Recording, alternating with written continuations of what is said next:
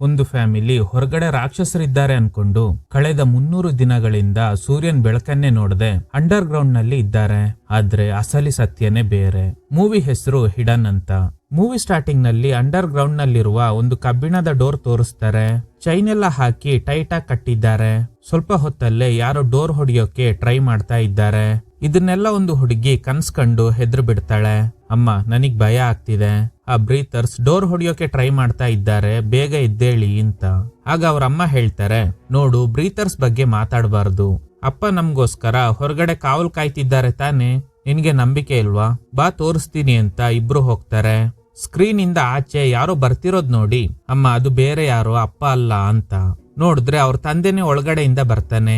ಇವ್ರ ಹೆಸರು ರೇ, ಹೆಂಡತಿ ಕ್ಲೇರ್, ಮಗಳ ಹೆಸರು ಝೋಯಿ. ರೇಗೆ ಝೋಯಿ ಅಂದ್ರೆ ತುಂಬಾನೇ ಇಷ್ಟ. ರಾತ್ರಿ ಇಡೀ ನಿಮ್ಗೋಸ್ಕರ ಕಾವಲು ಕಾಯ್ತಾ ಇರ್ತೀನಿ ಅಲ್ವಾ, ಯಾಕೆ ಚಿಂತೆ ಮಾಡ್ತೀಯಾ? ಅಪ್ಪ, ನಾನು ಹೆದರ್ದೆ ಅಂತ ಹೇಳದ್ನ? ನನ್ ಕೈಯಲ್ಲಿ ಗೊಂಬೆ ಇದೆಯಲ್ಲ, ಇವಳೇ ಹೆದರ್ತಾ ಇದ್ದಾಳೆ. ಹೌದಾ, ನಾನಿದ್ದೀನಲ್ಲ, ಇಬ್ಬರನ್ನು ಸೇಫ್ ಆಗಿ ನೋಡ್ಕೋತೀನಿ. ನಿನ್ಗೆ ಅಷ್ಟೊಂದು ಭಯ ಇದ್ರೆ ನೀನೇ ಹೋಗ್ ನೋಡು, ಬ್ರೀತರ್ಸ್ ಇದ್ದಾರಾ ಇಲ್ವಾ ಅಂತ. ಕ್ಲೇರ್ ಬೇಡ ಅಂತಾಳೆ. ಆಗ ಝೋಯಿ, ಇಲ್ಲಮ್ಮ, ನಾನೀಗ ಮೊದ್ಲಿನ ತರ ಇಲ್ಲ, ತುಂಬಾನೇ ಬದಲಾಗಿದ್ದೀನಿ. ನೀವು ಹೇಳ್ದಂಗೆ ಕೇಳ್ತೀನಿ. ನೀವು ನನಗೆ ರೂಲ್ 1 2 3 ಅಂತ ಹೇಳ್ಕೊಟ್ಟಿದ್ದೀರಾ ಅಲ್ವಾ, ಅದೆಲ್ಲ ನನಗೆ ನೆನ್ಪಿದೆ. ರೂಲ್ ನಂಬರ್ 1, ಜೋರಾಗಿ ಮಾತಾಡಬಾರ್ದು. ರೂಲ್ ನಂಬರ್ 2, ಯಾವಾಗ್ಲೂ ಸಮಾಧಾನವಾಗಿರ್ಬೇಕು. ರೂಲ್ ನಂಬರ್ 3, ಡೋರ್ ಓಪನ್ ಮಾಡಬಾರ್ದು. ರೂಲ್ ನಂಬರ್ 4, ನಮ್ಮನ್ನ ಹೆದರ್ಸ್ತಾ ಇರೋ ಬ್ರೀತರ್ಸ್ ಬಗ್ಗೆ ಮಾತಾಡ್ಲೇಬಾರ್ದು. ನೋಡಿದ್ರ ನನಗೆಲ್ಲ ನೆನ್ಪಿದೆ ಅಂತ. ಹೀಗೆ ಮಾತಾಡ್ತಾ ಮೇಲ್ಗಡೆ ಹೋಗ್ತಾಳೆ. ಡೋರ್ ಎಲ್ಲ ಕರೆಕ್ಟ್ ಆಗಿ ಲಾಕ್ ಆಗಿದ್ಯಾ ಅಂತ ಚೆಕ್ ಮಾಡಿ ಕೆಳಗಡೆ ಬರ್ತಾಳೆ. ಹೊರಗಡೆ ಹೋಗಿ ಸೂರ್ಯನ್ ಬೆಳಕು ನೋಡ್ಬೇಕು ಅಂತ ಝೋಯಿಗ್ ಆಸೆ. ಮಗಳ ಆಸೆನ ಪೂರೈಸ್ಬೇಕು, ಸೇಮ್ ಟೈಮ್ ಹೊರಗಡೆನೂ ಹೋಗ್ಬಾರ್ದು. ಅದಕ್ಕೆ ರೇ ಅಲ್ಲಿರೋ ದೀಪನ ಸೂರ್ಯನ್ ತರ ಸೆಟ್ ಮಾಡಿ, ನೋಡು ಸೂರ್ಯೋದಯ ಆಗೋಯ್ತು ಅಂತ ಮಗಳಿಗೆ ಸಮಾಧಾನ ಮಾಡ್ತಾನೆ. ಇನ್ನು ಝೋಯಿ ಇಲ್ಲಿಗ್ ಬಂದಾಗಿಂದ ಹಿಡಿದು ಇವತ್ತಿನ ತನಕ ಬೆಳಗ್ಗೆ ಎದ್ದ ತಕ್ಷಣ ಒಂದು ಗೆರೆ ಹಾಕ್ತಾಳೆ. ಇವತ್ತಿಗೆ 301 ಗೆರೆ ಆಯ್ತು. ಅಂದ್ರೆ ಕಳೆದ 300 ದಿನಗಳಿಂದನೂ ಇವ್ರು ಇಲ್ಲೇ ಇದ್ದಾರೆ. ಕ್ಲೇರ್ಗೆ ಆಶ್ಚರ್ಯ ಆಗುತ್ತೆ. ಹಾಗಾದ್ರೆ 301 ದಿನಗಳಿಂದ ಸೂರ್ಯನ್ ಬೆಳಕೆ ನೋಡ್ದೆ ಇಲ್ಲೇ ಇದ್ದೀವಾ ಅಂತ. ಝೋಯ್ ಜೊತೆಲಿ ಆಟ ಆಡಕ್ ಯಾರು ಇಲ್ಲ. ಸೊ ಅವಳ ಕೈಯಲ್ಲಿರೋ ಗೊಂಬೆನೆ ಅವಳ ಫ್ರೆಂಡ್. ಅದಕ್ ಜೀವ ಇದೆ ಅನ್ನೋ ತರನೇ ಟ್ರೀಟ್ ಮಾಡ್ತಾಳೆ. ಈಗ ಬ್ರೇಕ್ಫಾಸ್ಟ್ ಮಾಡೋಣ ಅಂತ ನೋಡಿದ್ರೆ ಫುಡ್ ಇದ್ದ ಟಿನ್ ತೂತ ಆಗಿದೆ. ಅದ್ರೊಳಗಡೆ ಫುಡ್ ಇರಲ್ಲ. ನೋಡಿದ್ರೆ ತುಂಬಾ ಡಬ್ಬಿಗಳೆಲ್ಲ ಇದೇ ತರನೇ ತೂತ್ ಬಿದ್ದಿದೆ. ಝೋಯ್ಗೆ ಡೌಟ್, ಈ ಕಬ್ಬಿಣದ ಡೋರ್ ಬಿಟ್ರೆ ಬೇರೆ ಯಾವುದೇ ಎಂಟ್ರೆನ್ಸ್ ಇಲ್ಲ. ಮತ್ತೆ ಹೇಗೆ ಯಾರೋ ಒಳಗಡೆ ನುಗ್ಗಿ ಇದನ್ನೆಲ್ಲ ತಿನ್ನೋಕ್ ಸಾಧ್ಯ? ಇನ್ನೊಂದು ಡೋರ್ ಇದೆ ಅಂತ ಒಂದು ಗ್ರಿಲ್ ತೋರಿಸ್ತಾನೆ. ಇಲ್ಲಿಂದ ಅವುಗಳು ಬಂದು ತಿಂದಿರ್ಬೋದು ಅಂತ ಗೆಸ್ ಮಾಡ್ತಾರೆ. ಆಕ್ಚುಲಿ ಇವ್ರ ಫುಡ್ ಅನ್ನೆಲ್ಲ ತಿಂದಿರೋದು ಇಲಿಗಳು. ಸದ್ಯಕ್ಕೆ ಯಾವ ಫುಡ್ ಇದೆಯೋ ಅದನ್ನೇ ತಿಂತಾರೆ. ಝೋಯ್ ಹೇಳ್ತಾಳೆ, ಈ ರೀತಿ ಡಬ್ಬದಲ್ಲಿ ಹಾಕಿರೋ ಫುಡ್ ತಿನ್ನೋದು, ಸೂರ್ಯನ್ ಬೆಳಕೆ ನೋಡೋಕಾಗ್ದೆ ಇಲ್ಲಿರೋದು ನನಗಿಷ್ಟ ಇಲ್ಲ ಅಂತ. ನೋಡ್ದ, ರೂಲ್ ಬ್ರೇಕ್ ಮಾಡಲ್ಲ ಅಂತ ಈಗ ನೀನೇ ರೂಲ್ಸ್ ಬ್ರೇಕ್ ಮಾಡ್ತಾ ಇದ್ಯಾ? ಜೋರಾಗಿ ಮಾತಾಡಬಾರ್ದು ಅಂತ ಹೇಳ್ದೆ ತಾನೆ? ಹಾಗಾದ್ರೆ ನಾವ್ ಯಾಕೆ ಇಲ್ಲಿ ಜೀವನ ಮಾಡ್ತಾ ಇದ್ದೀವಿ ಅಂತ ನಿನಗ್ ಗೊತ್ತು ತಾನೆ? ಭೂಮಿನಲ್ಲಿ ಈಗ ಅರ್ಧದಷ್ಟು ಜನ ಜೀವಂತವಾಗಿಲ್ಲ. ತುಂಬಾ ಜನಕ್ಕೆ ತಿನ್ನೋಕು ಅನ್ನ ನೀರು ಇಲ್ದೆ ಹೊಟ್ಟೆ ಹಾಸ್ಕೊಂಡು ಸಾಯ್ತಾ ಇದ್ದಾರೆ. ನಮ್ಗೆ ಈ ಫುಡ್ ಸಿಕ್ಕಿರೋದೇ ದೊಡ್ಡ ವಿಷಯ. ಇಲ್ಲಿಂದ ಹೊರಗಡೆ ಹೋದ್ಮೇಲೆ ನಿನ್ಗೆ ಬೇಕಾಗಿರೋದ್ನ ಕೊಡಿಸ್ತೀನಿ ಅಂತ. ಹಾಗೇನೆ ಝೋಯಿಗೆ, ನೀನು ಹೊರಗಡೆ ಹೋದಂಗೆ ಇಮ್ಯಾಜಿನ್ ಮಾಡ್ಕೊ. ಈಗ ನಾವು ಐಸ್ ಕ್ರೀಮ್ ಪಾರ್ಲರ್ ನಲ್ಲಿ ಇದ್ದೀವಿ. ನಿನಗೆ ಇಷ್ಟ ಆಗೋ ಫ್ಲೇವರ್ ನ ತಿಂತಾ ಇರೋ ತರ ಕಲ್ಪನೆ ಮಾಡ್ಕೊ. ಹೀಗೇನೆ ಕಲ್ಪನೆಯಲ್ಲೇ ಮಗಳಿಗೆ ಹೊರ ಪ್ರಪಂಚ ತೋರ್ಸೋ ಪ್ರಯತ್ನ ಮಾಡ್ತಾನೆ. ಇದನ್ನೆಲ್ಲ ನೋಡಿ ಕ್ಲೇರ್ಗೆ ತುಂಬಾನೇ ಬೇಜಾರಾಗುತ್ತೆ. ಈಗ ರೇ ಹಾಗೇನೆ ಕ್ಲೇರ್ ಸಪರೇಟ್ ಆಗಿ ಮಾತಾಡ್ತಾರೆ. ಈಗ ಇರೋ ಫುಡ್ ಐಟಮ್ಗಳು ತುಂಬಾನೇ ಕಡಿಮೆ ಇದೆ. ಇನ್ನು ಕೆಲವೇ ದಿನಗಳಲ್ಲಿ ಅದೆಲ್ಲ ಖಾಲಿ ಆಗುತ್ತೆ. ಇನ್ ಕೇಸ್ ಖಾಲಿ ಆದ್ರೆ ನಾನು ಹೊರಗಡೆ ಹೋಗ್ಲೇಬೇಕಾಗುತ್ತೆ. ಅಯ್ಯೋ, ಅದು ಸೂಸೈಡ್ಗೆ ಸಮ, ಬೇರೆ ದಾರಿ ಇಲ್ಲ. ನಿಮ್ಮಿಬ್ಬರನ್ನ ಕಾಪಾಡಕ್ಕೋಸ್ಕರ ನಾನು ಯಾವುದೇ ರಿಸ್ಕ್ ಬೇಕಾದ್ರೂ ತಗೋತೀನಿ. ಈಗ ನಮ್ಮ ಅಲ್ಟಿಮೇಟ್ ಗೋಲ್ ಏನು? ಜೀವ ಉಳಿಸ್ಕೊಳ್ಳೋದು ತಾನೇ ಅಂತ. ಈಗ ಝೋಯ್ ಕೇಳ್ತಾಳೆ, ಅಮ್ಮ, ಅರ್ಧದಷ್ಟು ಜನ ಭೂಮಿನಲ್ಲಿ ಸತ್ತೋಗಿದ್ದಾರೆ ಅಂದ್ರಿ ಅಲ್ವಾ? ಹಾಗಾದ್ರೆ ಇನ್ನು ಅರ್ಧ ಭಾಗದಷ್ಟು ಜನ ಆದ್ರೂ ಜೀವಂತವಾಗಿದ್ದಾರಾ ಅಂತ ನೀನೇ ನೋಡು ಅಂತ ಕ್ಲೇರ್ ಒಂದು ಸಣ್ಣ ಮಿರರ್ನ ಮೇನ್ ಡೋರ್ ಮುಖಾಂತರ ಹೊರಗಡೆ ಹಾಕಿ ತೋರಿಸ್ತಾಳೆ. ಆಕ್ಚುಲಿ ಇದು ಪೆರಿಸ್ಕೋಪ್. ಅಲ್ಲಿ ನೋಡಿದ್ರೆ ಯಾರು ಇಲ್ಲ. ಪಾಳು ಬಿದ್ದಿರೋ ಮನೆಗಳು, ಸುಟ್ಟೋಗಿರೋ ಸ್ಕೂಲ್ ಬಸ್ ಇದೆ. ನೋಡ್ದ, ಹೊರಗಡೆ ಹೆದ್ರೋ ತರ ಯಾರು ಇಲ್ಲ. ಸದ್ಯಕ್ಕೆ ನಾವ್ ಇಲ್ಲಿರೋದೇ ಸೇಫ್. ಹೀಗೆ ಕ್ಲೇರ್ ಮಗಳಿಗೆ ಸಮಾಧಾನ ಮಾಡ್ತಾಳೆ. ನೆಕ್ಸ್ಟ್ ಡೇ ಇವ್ರ ಫುಡ್ ಐಟಮ್ ನ ಕದ್ದು ತಿಂತಾ ಇದ್ದ ಇಲ್ಲಿನ ಕಂಡು ಹಿಡಿದು ಸಾಯಿಸ್ಬಿಡ್ತಾರೆ. ಝೋಯ್ ಬೇಜಾರ್ ಮಾಡ್ಕೊಂಡ್ಲೇನೋ ಅಂತ ನೋಡಿದ್ರೆ, ಅಮ್ಮ ಇವತ್ತು ರ್ಯಾಟ್ 65ನ, ಯಾಕಂದ್ರೆ ಮಾಂಸ ತಿಂದು ತುಂಬಾ ದಿನ ಆಯ್ತು ಅಂತ. ಅದೇ ಸಮಯ ಏನೋ ಸುಟ್ ಸ್ಮೆಲ್ ಬರ್ತಾ ಇದೆ. ನೋಡಿದ್ರೆ ಇಲ್ಲಿನ ಹಿಡಿಯೋಕೆ ಲ್ಯಾಂಪ್ ಯೂಸ್ ಮಾಡಿರ್ತಾರೆ. ಅದೀಗ ಕೆಳಗಡೆ ಬಿದ್ದು ಬೆಂಕಿ ಹತ್ಕೊಂಡಿದೆ. ಝೋಯ್ ಗೇಮ್ ಆಡೋಕೆ ಒಂದು ಬೋರ್ಡ್ ಯೂಸ್ ಮಾಡ್ತಾ ಇದ್ಲು. ಅದೀಗ ಸುಟ್ಟೋಗಿದ್ರಿಂದ ಇವಳಿಗೆ ತುಂಬಾನೇ ಬೇಜಾರಾಗುತ್ತೆ. ಹೇಗೋ ಕಷ್ಟಪಟ್ಟು ಬೆಂಕಿನ ಆರಿಸ್ತಾರೆ. ಝೋಯ್ ಹೆದ್ರಿ ಮಂಚದ ಅಡಿನಲ್ಲಿ ಸೇರ್ಕೊಂಡಿದ್ದಾಳೆ. ಯಾಕೆ ಹೆದರ್ಕೊಂಡಿದ್ಯಾ? ಬೆಂಕಿನ ಆರ್ಸಾಯ್ತು. ಅಲ್ಲಮ್ಮ, ನಮ್ ಫಸ್ಟ್ ರೂಲ್ ಏನು? ಜೋರಾಗಿ ಮಾತಾಡಬಾರ್ದು. ನಾವೀಗ ತುಂಬಾ ಶಬ್ದ ಮಾಡಿ ಮಾತಾಡಿದ್ವಿ. ಬೆಂಕಿಯಿಂದ ಹೊಗೆ ಬೇರೆ ಮೇಲ್ಗಡೆ ಹೋಗಿರುತ್ತೆ. ಅದನ್ನೆಲ್ಲ ನೋಡಿ ಬ್ರೀತರ್ಸ್ ಖಂಡಿತ ನಮ್ನ ಹುಡ್ಕೊಂಡ್ ಬರ್ತಾರೆ. ನನಗೆ ತುಂಬಾನೇ ಭಯ ಆಗ್ತಿದೆ ಅಂತ. ಸೊ ಝೋಯ್ ಹೇಳ್ತಿರೋದು ನಿಜ. ಇಲ್ಲಿ ಬರ್ತಿದ್ದ ಗ್ರಿಲ್ ಸಂಧಿಯಿಂದ ಹೊಗೆ ಹೊರಗಡೆ ಹೋಗ್ತಿದೆ. ಈಗ ಒಂದು ಸಣ್ಣ ಫ್ಲಾಶ್ ಬ್ಯಾಕ್. 301 ದಿನಗಳ ಹಿಂದೆ, ಅಂದ್ರೆ ಈ 3 ಜನ ಅಂಡರ್ ಗ್ರೌಂಡ್ ಒಳಗಡೆ ಸೇರ್ಕೊಳ್ಳೋಕು ಮುಂಚೆ ಏನ್ ನಡೀತು ಅಂತ ತೋರಿಸ್ತಾರೆ. ಒಂದಿನ ಮನೆ ಪಕ್ಕದಲ್ಲಿದ್ದ ನೇಬರ್ಸ್ ಎಲ್ಲ ಅರ್ಜೆಂಟ್ ಆಗಿ ಖಾಲಿ ಮಾಡ್ಕೊಂಡು ಎಸ್ಕೇಪ್ ಆಗ್ತಾರೆ. ಯಾಕೆ ಎಲ್ಲ ಈ ರೀತಿ ಹೆದ್ರಿ ಎಸ್ಕೇಪ್ ಆಗ್ತಿದ್ದಾರೆ ಅಂತ ಇವ್ರಿಗೇನು ಅರ್ಥ ಆಗ್ತಿಲ್ಲ. ಪ್ರೆಸೆಂಟ್ ನಲ್ಲಿ ಕ್ಲೇರಿಗ್ ತುಂಬಾನೇ ಭಯ. ಮೇಲ್ಗಡೆ ಹೊಗೆ ಹೋಗ್ತಿರೋದ್ರಿಂದ ಅದನ್ನ ನೋಡಿ ಬ್ರೀತರ್ಸ್ ಬರೋ ಸಾಧ್ಯತೆ ಇದೆ ಅಂತ. ಇದಕ್ಕೂ ಮುಂಚೆ ಕೆಲವೊಂದು ಘಟನೆಗಳು ನಡೆದಿದೆ. ಬ್ರೀತರ್ಸ್ ಬಂದ್ರೂನು ನಮ್ನ ಕಂಡು ಹಿಡಿಯೋಕ್ಕಾಗಲ್ಲ, ಚಿಂತೆ ಮಾಡಬೇಡಿ ಅಂತ ರೇ ಹೇಳ್ತಾನೆ. ಇಲ್ಲ ರೀ, ನಾವು ಸುಮ್ನೆ ಇರಕ್ಕಾಗಲ್ಲ. ಮೇಲ್ಗಡೆ ಹೋಗಿ ಹೊಗೆನಾದ್ರೂ ಕ್ಲೀನ್ ಮಾಡ್ಬೇಕು, ಇಲ್ಲ ಅಂದ್ರೆ ಹೊಗೆ ಕಟ್ಕೊಂಡು ನಮ್ಗೆ ಉಸಿರಾಡಕ್ ಆಗಲ್ಲ ಅಂತ. ಆಗ ಝೋಯ್, ಮೇಲ್ಗಡೆ ಹೋಗ್ಬಾರ್ದು ಅಂತಿದ್ರಿ, ಈಗ ನೀವೇ ರೂಲ್ ಬ್ರೇಕ್ ಮಾಡ್ತಾ ಇದ್ದೀರಾ. ನೋಡು, ನಾವು ಹೋಗ್ಬೋದು, ನೀನ್ ಹೋಗ್ಬಾರ್ದು. ಇನ್ ಕೇಸ್ ಮೇಲ್ಗಡೆ ಹೋದ್ಮೇಲೆ ನಮ್ಗೇನಾದ್ರೂ ಸಮಸ್ಯೆ ಆದ್ರೂನು ನೀನ್ ಮಾತ್ರ ಮೇಲ್ಗಡೆ ಬರ್ಬೇಡ. ಈಗ ಗಂಡ ಹೆಂಡತಿ ಮೇಲ್ಗಡೆ ಹೋಗ್ತಾರೆ. ಝೋಯ್ ಪೆರಿಸ್ಕೋಪ್ ಮುಖಾಂತರ ಏನ್ ನಡೀತಾ ಇದೆ ಅಂತ ನೋಡ್ತಾಳೆ. ಹೀಗೆ ನೋಡ್ತಾ ಇರುವಾಗ ಸ್ಕೂಲ್ ಪಕ್ಕದಲ್ಲಿ ಒಂದು ಕಾಡಿದೆ. ಅಲ್ಲಿಂದ ಏನೋ ಬರ್ತಿರೋ ತರ ಅನ್ನಿಸ್ತಾ ಇದೆ. ಝೋಯ್ ಅವ್ರಿಬ್ಬರನ್ನ ಅಲರ್ಟ್ ಮಾಡೋದಕ್ಕೆ ಟ್ರೈ ಮಾಡ್ತಾಳೆ. ಅಮ್ಮ ಅಪ್ಪ, ಅಲ್ಲೇನೋ ಇದೆ ನೋಡಿ ಅಂತ. ಆದ್ರೆ ಮೇಲ್ಗಡೆ ಇರೋ ಅವರಿಗೆ ಇವಳು ಹೇಳ್ತಿರೋದು ಕೇಳ್ತಾನೆ ಇಲ್ಲ. ಅದಕ್ಕೆ ಝೋಯ್ ಮೇಲ್ಗಡೆ ಹೋಗಿ ಬ್ರೀತರ್ಸ್ ಬರ್ತಿದ್ದಾರೆ ಅಂತ ಕಿರ್ಚಾಡ್ತಾಳೆ. ಅಷ್ಟ್ರಲ್ಲಿ ಕ್ಲೇರ್ ಬಂದು ಝೋಯ್ ಬಾಯಿ ಮುಚ್ತಾಳೆ. ಮೇಲ್ಗಡೆ ಬರ್ಬೇಡ ಅಂದಿದ್ದೆ ತಾನೆ, ಮತ್ತ್ಯಾಕ್ ಬಂದೆ? ಪಕ್ಕದಲ್ಲಿರೋ ಕಾಡಿಂದ ಏನೋ ಬರ್ತಿರೋ ತರ ಫೀಲ್ ಆಯ್ತು, ಬ್ರೀತರ್ಸ್ ಆಗಿರ್ಬೋದು ಅಂತ. ಕಾಡಲ್ಲಿ ಏನೋ ಶಬ್ದ ಕೇಳ್ತಿದೆ. ನೋಡಿದ್ರೆ ಅದೊಂದು ಜಿಂಕೆ. ಅದನ್ನ ನೋಡಿನೇ ಇವರೆಲ್ಲ ಹೆದರಿರ್ತಾರೆ. ಅದಿರ್ಲಿ, ಪದೇ ಪದೇ ಬ್ರೀತರ್ಸ್ ಅಂತಿದ್ದಾರಲ್ಲ, ಯಾರಿದು ಅಂತ ಯೋಚನೆ ಮಾಡ್ತಾ ಇದ್ದೀರಾ? ಬ್ರೀತರ್ಸ್ ಅಂದ್ರೆ ಝೋಂಬಿಸ್ ಆಗಿರ್ಬೋದು. ಇನ್ಫೆಕ್ಷನ್ ಆಗಿ ಸುತ್ತಾಡ್ತಾ ಇರ್ತಾರೆ. ಅವ್ರನ್ನೇ ಇವರೆಲ್ಲ ಬ್ರೀತರ್ಸ್ ಅಂತಿರೋದು. ಯಾವ್ದೋ ವೈರಸ್ ಸ್ಪ್ರೆಡ್ ಆಗಿ ಜನರೆಲ್ಲ ಝೋಂಬಿಸ್ ಗಳಾಗಿದ್ದಾರೆ. ಸ್ವಲ್ಪ ಜನ ಮಾತ್ರ ಸೇಫ್ ಆಗಿ ಕೆಲವು ಕಡೆ ಬಚ್ಚಿಟ್ಕೊಂಡಿರ್ತಾರೆ. ಇದು ನನ್ ಗೆಸ್ಸಿಂಗ್ ಅಷ್ಟೇ. ಮೇ ಬಿ ನಾನ್ ಹೇಳ್ತಿರೋದು ತಪ್ಪಾಗಿರ್ಬೋದು. ಮೇ ಬಿ ಆ ಬ್ರೀತರ್ಸ್ ಯಾರು ಅನ್ನೋದು ಮುಂದೆ ಗೊತ್ತಾಗ್ಬೋದು. ಜಿಂಕೆ ತಾನೆ ಅಂದಾಗ ಝೋಯ್ ಹೇಳ್ತಾಳೆ, ಇಲ್ಲ, ಆ ಜಿಂಕೆ ಯಾರಿಗೋ ಹೆದ್ರಿ ಓಡ್ ಬಂದಿದೆ ಅಂತ. ಸೊ ಇಲ್ಲೇ ಇದ್ರೆ ಡೇಂಜರ್ ಅನ್ಕೊಂಡು ಮತ್ತೆ ಕೆಳಗಡೆ ಬರ್ತಾರೆ. ಕೊನೆಯದಾಗಿ ಡೋರ್ ಕ್ಲೋಸ್ ಮಾಡಿದ್ದಾರೆ. ಏನನ್ನೋ ನೋಡಿ ಗಾಬರಿ ಆಗ್ತಾನೆ. ಅದೇನು ಅಂತ ಗೊತ್ತಿಲ್ಲ. ಹೆಂಡತಿ ಮಗಳಿಗೆ ಶಬ್ದ ಮಾಡಬೇಡಿ ಅಂತ ಹೇಳ್ತಾನೆ. ಮೇಲ್ಗಡೆ ಏನೋ ನಡ್ಕೊಂಡು ಹೋಗ್ತಿದೆ. ಝೋಯ್ ಕೇಳ್ತಾಳೆ, ಏನಮ್ಮ ಅದು ಅಂತ. ಮೇ ಬಿ ಬ್ರೀತರ್ಸ್ ಆಗಿರ್ಬೋದು. ನೀವೇ ಹೇಳಿದ್ರಿ ಅಲ್ವಾ, ಬ್ರೀತರ್ಸ್ ಒಂಟಿಯಾಗಿ ಬರಲ್ಲ, ಗುಂಪು ಗುಂಪಾಗಿ ಬರ್ತಾರೆ ಅಂತ. ಮೊದ್ಲು ಒಂದೇ ಬರುತ್ತೆ. ಏನಾದ್ರೂ ಸಂದೇಹ ಪಡೋ ತರ ಫೀಲ್ ಆದ್ರೆ ಅದು ಸಿಗ್ನಲ್ ಕೊಟ್ಟಾಗ ಎಲ್ರೂ ಬರ್ತಾರೆ ಅಂತ. ಇದನ್ ಕೇಳಿ ಝೋಯ್ ಅಳ್ತಾ ಇದ್ದಾಳೆ. ಶಬ್ದ ಮಾಡಬೇಡ ಝೋಯ್, ಬ್ರೀತರ್ಸ್ಗೆ ಗೊತ್ತಾದ್ರೆ ನಮ್ ಕತೆ ಅಷ್ಟೇ. ರೇ ಮಗಳನ್ನ ಸಮಾಧಾನ ಮಾಡೋಕೆ ಒಂದು ಟಾಯ್ ಕಾರ್ ಕೊಟ್ಟು, ಈ ಕಾರಲ್ಲಿ ನೀನು ಎಲ್ಲಿಗ್ ಬೇಕಾದ್ರೂ ಹೋಗ್ಬೋದು. ಎಲ್ಲಿಗ್ ಹೋಗ್ಬೇಕು? ನನ್ ಬೆಡ್ರೂಮ್ಗೆ ಹೋಗ್ಬೇಕು. ಅವಳು ಕಣ್ ಮುಚ್ಚಿ, ಈಗ ನೀನು ಬೆಡ್ರೂಮ್ ಒಳಗಡೆ ಹೋಗ್ತಾ ಇದ್ದೀಯಾ, ಅಲ್ಲೋಗಿ ಮಲ್ಕೋತೀಯ ಅಂತೆಲ್ಲ ಹೇಳಿ ಮಗಳನ್ನ ಸಮಾಧಾನ ಮಾಡ್ತಾನೆ.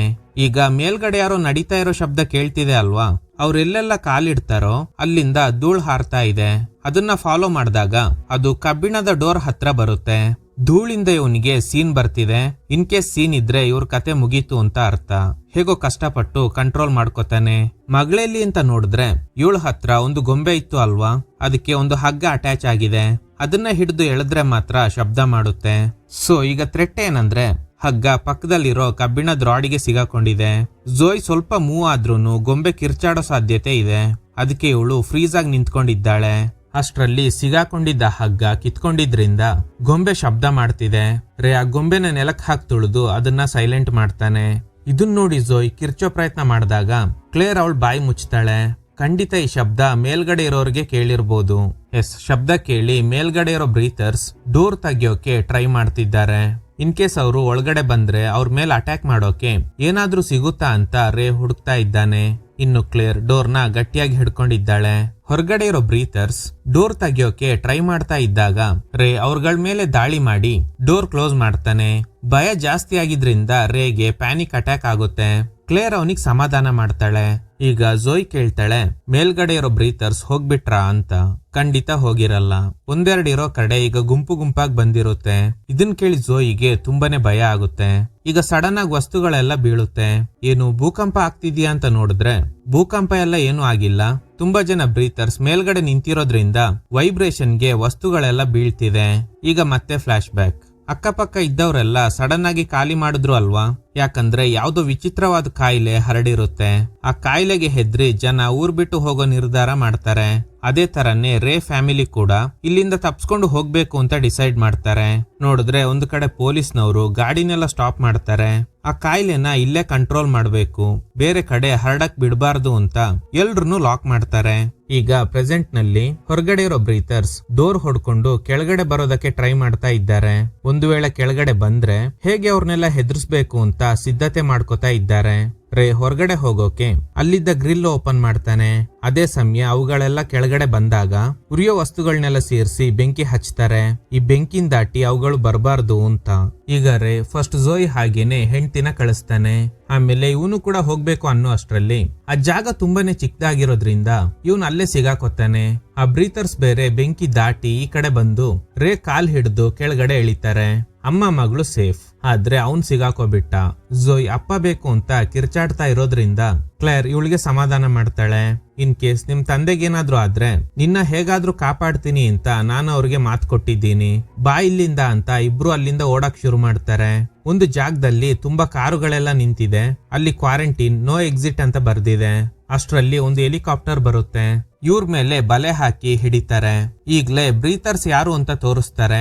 ಆಕ್ಚುಲಿ ಬ್ರೀತರ್ಸ್ ಅಂದ್ರೆ ಝೋಂಬಿಸ್ ಅಲ್ಲ, ಅವರೆಲ್ಲ ಸಾಧಾರಣ ಮನುಷ್ಯರೇ ಆಗಿರ್ತಾರೆ. ಆದ್ರೆ ಅವರೆಲ್ಲ ಆರ್ಮಿನವರು. ಗ್ಯಾಸ್ ಮಾಸ್ಕ್ ಗಳನ್ನ ಹಾಕೊಂಡಿದ್ದಾರೆ. ನಿಮ್ಮಿಬ್ಬರಿಗೆ ತುಂಬಾ ಟೆಸ್ಟ್ ಗಳನ್ನ ಮಾಡಬೇಕು ಅಂತ. ಈಗ ಮತ್ತೆ ಫ್ಲಾಶ್ ಬ್ಯಾಕ್. ಇವರೆಲ್ಲ ಊರ್ ಬಿಟ್ಟು ಹೋಗೋ ನಿರ್ಧಾರ ಮಾಡಿದ್ರು ಅಲ್ವಾ, ಅಲ್ಲಿ ಗೌರ್ಮೆಂಟ್ ಅವರು ಎಲ್ರನ್ನೂ ಬ್ಲಾಕ್ ಮಾಡಿರ್ತಾರೆ. ಇನ್ಫೆಕ್ಷನ್ ಬೇರೆ ಕಡೆ ಹರಡಬಾರ್ದು ಅಂತ. ಅಷ್ಟೇ ಅಲ್ಲದೆ ಆರ್ಮಿ ಜೆಟ್ಗಳು ಇನ್ಫೆಕ್ಷನ್ ಎಲ್ಲೆಲ್ಲ ಜಾಸ್ತಿ ಹರಡಿರುತ್ತೋ ಅಲ್ಲಿಗೆಲ್ಲ ಬಾಂಬ್ ಹಾಕ್ತಾರೆ. ಅದಕ್ಕೆ ಇವರೆಲ್ಲ ಹೆದ್ರಿ ಊರ್ ಬಿಟ್ಟು ಎಸ್ಕೇಪ್ ಆಗೋದಕ್ಕೆ ಟ್ರೈ ಮಾಡ್ತಿದ್ದಾರೆ.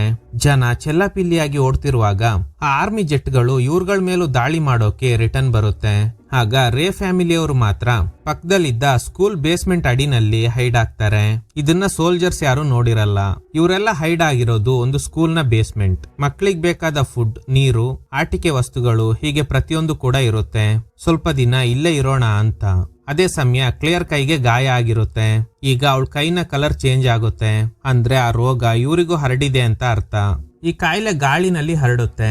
ಇದು ತುಂಬಾನೇ ಡೇಂಜರಸ್. ಫಾಸ್ಟ್ ಆಗಿ ಸ್ಪ್ರೆಡ್ ಆಗ್ತಾ ಇರೋದ್ರಿಂದ ಗವರ್ಮೆಂಟ್ ಅವರು ದೇಶನ ಕಾಪಾಡೋಕೆ ಒಂದು ಸಿಟಿನ ನಾಶ ಮಾಡೋದ್ರಲ್ಲಿ ತಪ್ಪೇನು ಇಲ್ಲ ಅಂತ ಎಲ್ರನ್ನೂ ಬ್ಲಾಕ್ ಮಾಡಿ ಬಾಂಬ್ ಹಾಕ್ತಾರೆ. ಪ್ರೆಸೆಂಟ್ ನಲ್ಲಿ ಅಮ್ಮ ಮಗಳಿಗೆ ಕೆಲವು ಟೆಸ್ಟ್ ಗಳನ್ನ ಮಾಡ್ತಾರೆ. ರಿಸಲ್ಟ್ ಕೂಡ ಬರುತ್ತೆ. ಅದೇನಂದ್ರೆ ಇವರಿಬ್ರಿಗೆ ಇನ್ಫೆಕ್ಷನ್ ಆಗಿದೆ ಅಂತ. ಸೊ ಇವರಿಬ್ರಿಗೆ ಶೂಟ್ ಮಾಡ್ಬೇಕು ಅಂತ ಆರ್ಮಿನವರು ಡಿಸೈಡ್ ಮಾಡ್ತಾರೆ. ಆಗ ಕ್ಲೇರ್ ನಮ್ನ ಬಿಟ್ಬಿಡಿ ಅಂತ ಕಿರ್ಚಾಡ್ತಾ ಇದ್ದಾಳೆ. ನೋಡಿದ್ರೆ ಕೆಲವೇ ಕ್ಷಣಗಳಲ್ಲಿ ಇವರಿಬ್ರು ಝೋಂಬಿಗಳಾಗಿ ಬದಲಾಗ್ತಾರೆ. ಟ್ವಿಸ್ಟ್ ಏನಂದ್ರೆ ಇವರೆಲ್ಲ ಬೇಸ್ಮೆಂಟ್ ಅಲ್ಲಿ ಇದ್ಕೊಂಡು ಬ್ರೀತರ್ಸ್ ಬರ್ತಾರೆ ಅಂತಿದ್ರು ಅಲ್ವಾ. ನಾವೆಲ್ಲ ಏನ್ ಅನ್ಕೊಂಡಿದ್ವಿ, ಬ್ರೀತರ್ಸ್ ಅಂದ್ರೆ ಝೋಂಬಿಗಳು ಅಂತ. ಆದ್ರೆ ಇವರೇ ನಿಜವಾದ ಬ್ರೀತರ್ಸ್ ಆಗಿರ್ತಾರೆ. ಕ್ಲೇರ್ ಒಂದು ಸೀನ್ ನಲ್ಲಿ ಹೇಳಿರ್ತಾಳೆ, ಜೋರಾಗಿ ಮಾತಾಡಬಾರ್ದು, ಕೋಪ ಮಾಡ್ಕೋಬಾರ್ದು ಅಂತ. ಅದಕ್ಕೆ ಕಾರಣ ಏನಂದ್ರೆ ಈ ರೀತಿ ಇನ್ಫೆಕ್ಷನ್ ಹರಡಿರೋರು ಏನಾದ್ರೂ ಕೋಪ ಮಾಡ್ಕೊಂಡ್ರೆ ಝೋಂಬಿಗಳಾಗಿ ಬದಲಾಗ್ತಾರೆ. ಒನ್ಸ್ ಕಂಟ್ರೋಲ್ ತಪ್ಪಿದ್ರೆ ಮುಗೀತು. ಅದಕ್ಕೇನೆ ಒನ್ಸ್ ಕಾಯಿಲೆ ಇರೋದು ಕನ್ಫರ್ಮ್ ಆದ್ರೆ ಫೀಲಿಂಗ್ಸ್ ನೆಲ್ಲ ಕಂಟ್ರೋಲ್ ನಲ್ಲಿ ಇಟ್ಕೋಬೇಕು. ಇದನ್ನ ಕ್ಲೇರ್ ಮಗಳಿಗೆ ಹೇಳ್ದೆ ನಾವೆಲ್ಲ ಸಾಮಾನ್ಯ ಜನರು, ಹೊರಗಡೆ ಬ್ರೀತರ್ಸ್ ಇದ್ದಾರೆ ಅಂತ ಸುಳ್ಳು ಹೇಳಿ ಸಾಕಿರ್ತಾಳೆ. ಸೊ ಐಡ್ ಆಗಿದ್ದ ಇವರೆಲ್ಲ ಝೋಂಬೀಸ್ ಅಂಡ್ ಹೊರಗಡೆ ಇದ್ದವರು ಸಾಮಾನ್ಯ ಜನರು. ಇನ್ನು ರೇ ಝೋಂಬಿಯಾಗಿ ಬದಲಾಗಿದ್ದಾನೆ. ಅವನ್ ಕಡೆ ಆರ್ಮಿನವರು ಫೋಕಸ್ ಮಾಡಿದಾಗ ಈ ಗ್ಯಾಪ್ ನಲ್ಲಿ ಕ್ಲೇರ್ ಮಗಳನ್ನ ಕರ್ಕೊಂಡು ಎಸ್ಕೇಪ್ ಆಗ್ತಾಳೆ. ಈ ಕಡೆ ಆರ್ಮಿನವರು ರೇಗ್ ಶೂಟ್ ಮಾಡಿ ಸಾಯಿಸ್ಬಿಡ್ತಾರೆ. ಇನ್ನು ಇವರಿಬ್ರು ಬಚ್ಚಿಟ್ಕೊಂಡಿರೋ ಜಾಗನ ಕೂಡ ಆರ್ಮಿನವರು ಕಂಡು ಹಿಡಿತಾರೆ. ಆಗ ಕ್ಲೇರ್ ಝೋಂಬಿಯಾಗಿ ಬದಲಾಗಿ ಆರ್ಮಿನವ್ರ ಮೇಲೆ ದಾಳಿ ಮಾಡ್ತಾಳೆ. ಒಬ್ಬ ಸೋಲ್ಜರ್ ಇವಳ ಮೇಲೆನೆ ಅಟ್ಯಾಕ್ ಮಾಡಿದಾಗ ಅದನ್ನ ನೋಡಿ ಟ್ರಿಗರ್ ಆಗಿದ್ದ ಝೋಯಿ ಕೂಡ ಝೋಂಬಿಯಾಗಿ ಬದಲಾಗಿ ಆ ಸೋಲ್ಜರ್ ಮೇಲೆ ದಾಳಿ ಮಾಡ್ತಾಳೆ. ಅವಳಿಂದ ಕೋಪನ ಕಂಟ್ರೋಲ್ ಮಾಡ್ಕೊಳ್ಳೋದಕ್ಕೆ ಆಗ್ತಾನೆ ಇಲ್ಲ. ಸ್ವಂತ ತಾಯಿನ ಕಚ್ಚೋಕ್ ಟ್ರೈ ಮಾಡ್ತಾಳೆ. ಆಗ ಕ್ಲೇರ್ ಇದಕ್ಕೇನೆ ಹೇಳಿದ್ದು ಕೋಪ ಮಾಡ್ಕೋಬೇಡ ಅಂತ, ಸೈಲೆಂಟ್ ಆಗಿರು ಅಂತ ಅವಳನ್ನ ಕಾಮ್ ಮಾಡ್ತಾಳೆ. ಸ್ವಲ್ಪ ಹೊತ್ತಲ್ಲೇ ಝೋಯಿ ನಾರ್ಮಲ್ ಆಗ್ತಾಳೆ. ಈಗ ಅಲ್ಲಿದ್ದ ಸೋಲ್ಜರ್ಸ್ ಮೇಲೆ ದಾಳಿ ಮಾಡಿ ರೇ ಇದ್ದ ಜಾಗಕ್ಕೆ ಬರ್ತಾರೆ. ಅವನು ಸಾವು ಬದುಕಿನ ನಡುವೆ ಹೋರಾಟ ಮಾಡ್ತಾ ಇದ್ದಾನೆ. ತಾನು ಸಾಯ್ತೀನಿ ಅನ್ನೋದು ಗೊತ್ತಾದ್ಮೇಲೆ ಎಂದಿನಂತೆ ಮಗಳ ಕಣ್ ಮುಚ್ಚಿ ನಾನೊಂದು ಕತೆ ಹೇಳ್ತೀನಿ, ಅದನ್ನ ಹಂಗೇನೆ ಇಮ್ಯಾಜಿನ್ ಮಾಡ್ಕೊ ಅಂತ ಇನ್ನೇನು ಕತೆ ಹೇಳ್ಬೇಕು ಅನ್ನೋ ಅಷ್ಟ್ರಲ್ಲೇ ತೀರ್ಕೊಬಿಡ್ತಾನೆ. ಈಗ ಅಮ್ಮ ಮಗಳು ಅಲ್ಲಿಂದ ಸ್ವಲ್ಪ ದೂರ ಹೋದ್ಮೇಲೆ ಒಂದು ಟನಲ್ ಸಿಗುತ್ತೆ. ಅಲ್ಲೊಬ್ಬ ಹುಡುಗ ಇದ್ದಾನೆ. ಆಕ್ಚುಲಿ ಇವನು ಎಲ್ಲ ನಾರ್ಮಲ್ ಆಗಿದ್ದ ಕಾಲದಲ್ಲಿ ರೇ ಫ್ಯಾಮಿಲಿ ಮನೆ ಪಕ್ಕದಲ್ಲಿದ್ದ ನೇಬರ್. ನೀವ್ ಇಲ್ಲಿದ್ದೀರಾ ಬನ್ನಿ ಅಂತ ಇವ್ರಿಬ್ಬರನ್ನ ಕರ್ಕೊಂಡು ಬೇರೊಂದು ಜಾಗಕ್ಕೆ ಹೋಗ್ತಾನೆ. ಅದೊಂದು ಬೇಸ್ಮೆಂಟ್. ಅಲ್ಲಿ ತಪ್ಸ್ಕೊಂಡವರೆಲ್ಲ ಇದ್ದಾರೆ. ಈ 3 ಜನ ಯಾವ ರೀತಿ ಆರ್ಮಿನವ್ರ ಕಣ್ ತಪ್ಸಿ ಆ ಸ್ಕೂಲ್ ಬೇಸ್ಮೆಂಟ್ ಅಲ್ಲಿ ಇದ್ರೋ ಅದೇ ತರನೇ ಇವರು ಕೂಡ ಈ ಬೇಸ್ಮೆಂಟ್ ಅಲ್ಲಿ ಹೈಡ್ ಆಗಿರ್ತಾರೆ. ಸೊ ಈಗ ಇವ್ರಗಳ ಜೊತೆನೆ ಝೋಯ್ ಹಾಗೇನೆ ಕ್ಲೇರ್ ಸೇರ್ಕೋತಾರೆ. ಈ ಜಾಗಕ್ಕೆ ಸೂರ್ಯನ್ ಬೆಳಕು ಬೀಳುತ್ತೆ. ನೋಡ್ದ, ನೀನ್ ತುಂಬಾ ದಿನಗಳಿಂದ ಕೇಳ್ತಿದ್ದ ಸೂರ್ಯನ್ ಬೆಳಕು ಇಲ್ಲಿಗೆ ಬೀಳ್ತಾ ಇದೆ, ಇನ್ಮೇಲೆ ಡೈಲಿ ನೋಡ್ಬೋದು ಅಂತ. ಆ ಸೂರ್ಯನ್ ಬೆಳಕಿನ ಎಫೆಕ್ಟ್ ಗೆ ಕ್ಲೇರ್ ನ ಕಣ್ಣುಗಳು ಕಪ್ಪು ಬಣ್ಣಕ್ಕೆ ತಿರುಗುತ್ತೆ. ಆಕ್ಚುಲಿ ಇವರೇ ನಿಜವಾದ ಬ್ರೀತರ್ಸ್. ಇವ್ರ ಪಾಯಿಂಟ್ ಆಫ್ ವ್ಯೂ ನಲ್ಲಿ ನೋಡಿದ್ರೆ ಹೊರಗಡೆ ಇರೋ ಮನುಷ್ಯರು ಇವ್ರಿಗೆ ಝೋಂಬಿಗಳ ತರ ಕಾಣ್ತಾರೆ. ಮೂವಿ ಸ್ಟಾರ್ಟಿಂಗ್ ಇಂದನು ಈ ರೇ ಫ್ಯಾಮಿಲಿನವರು ಬ್ರೀತರ್ಸ್ ಅಂದಾಗ ನಾವೆಲ್ಲ ಏನ್ ಅನ್ಕೊಂಡಿದ್ವಿ, ಹೊರಗಡೆ ವೈರಸ್ ಸ್ಪ್ರೆಡ್ ಆಗಿದೆ ಅನ್ಸುತ್ತೆ, ಅದ್ರ ಎಫೆಕ್ಟ್ ಗೆ ಜನರೆಲ್ಲ ಝೋಂಬಿಗಳಾಗಿ ಬದಲಾಗಿದ್ದಾರೆ. ಇವ್ರುಗಳು ಮಾತ್ರ ಸಾಮಾನ್ಯ ಜನ. ಹೊರಗಡೆ ಹೋದ್ರೆ ಎಲ್ಲಿ ಇವರಿಗೂ ಇನ್ಫೆಕ್ಷನ್ ಆಗುತ್ತೋ ಅನ್ಕೊಂಡು ಬೇಸ್ಮೆಂಟ್ ಅಲ್ಲಿ ಇದ್ದಾರೆ ಅನ್ಕೊಂಡಿದ್ವಿ. ಆದ್ರೆ ನಿಜವಾಗ್ಲೂ ಝೋಂಬಿಸ್ ಇವರೇ ಆಗಿರ್ತಾರೆ. ಹೊರಗಡೆ ಇದ್ದ ಆರ್ಮಿನವರೇ ಸಾಮಾನ್ಯ ಮನುಷ್ಯರು ಅನ್ನೋದ್ನ ನಾವ್ ಯಾರು ಗೆಸ್ಸೇ ಮಾಡಿರಲ್ಲ. ಈ ಕಾಯಿಲೆ ಸದ್ಯಕ್ಕೆ ಈ ಸಿಟಿನಲ್ಲಿ ಹರಡಿದೆ. ಹೀಗೆ ಬಿಟ್ರೆ ಇಡೀ ವಿಶ್ವಕ್ಕೆ ಹರಡೋ ಸಾಧ್ಯತೆ ಇದೆ. ಅದಕ್ಕೆ ಗೌರ್ಮೆಂಟ್ ಅವರು ಈ ಕಾಯಿಲೆ ಹರಡಿರೋ ಈ ಸಿಟಿನ ಮಾತ್ರ ನಾಶ ಮಾಡಬೇಕು ಅಂತ ಡಿಸೈಡ್ ಮಾಡಿರ್ತಾರೆ. ಯಾಕಂದ್ರೆ ಸದ್ಯಕ್ಕೆ ಈ ಕಾಯಿಲೆಗೆ ಯಾವುದೇ ಔಷಧಿ ಕಂಡು ಹಿಡಿದಿಲ್ಲ. ಇದ್ರೊಂದಿಗೆ ಈ ಚಿತ್ರ ಎಂಡ್ ಆಗುತ್ತೆ.